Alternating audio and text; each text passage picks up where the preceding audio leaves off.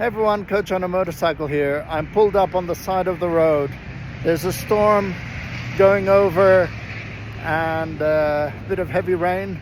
So I'm hiding under a tree, but in this beautiful landscape in New Mexico, about an hour from Albuquerque. And as I'm here, I just wanted to share another insight, which is about the value of optimism. And in positive psychology, we study something called optimistic explanatory style. You might want to look that up if you're not familiar with it already. But one of the founders of positive psychology, Professor Martin Seligman, he's always been interested in this idea of optimism and pessimism. And one of his first really impactful books was a book called Learned Helplessness. But that got him into this idea of learned optimism as well. I'm naturally optimistic, so I tend to think when good things happen, I tend to think they're more likely to be sustained over time. When bad things happen, like this little storm, I think, oh, you know what, it's just an aberration, it's going to be a short period of time.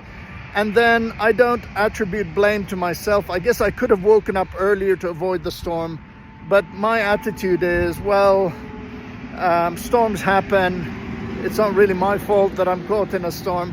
So the way I think leads to me feeling positive about things, whereas it's possible that the way we think sometimes can get in the way. But my insight that I wanted to share with you is that optimism also has its drawbacks. Being overly optimistic means that I'm less prepared for when things do go wrong. I haven't thought it through. I'm not very good at assessing risks. I tend to underestimate risks and overestimate benefits. So the idea of defensive pessimism is actually something that positive psychology does look into and may be worth exploring further. And defensive pessimism is actually a way of thinking where possible negative outcomes are considered, and because they've been considered, a person would be well prepared for them when they happen. And for some people, it's necessary for them to think about the things that might go wrong in order to be reassured and comforted. So those are a few of my reflections around optimism. In general, it's worked really well for me, but I am aware of some of the drawbacks of being highly optimistic like myself.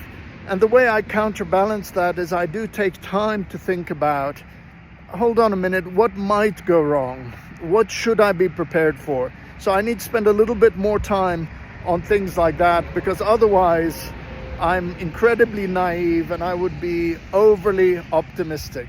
But in this case, I think my optimism may be well-founded. I've been waiting under this tree in the hope that the storm will pass, and I'm starting to see little bits of whitish cloud, which means the storm may be passing.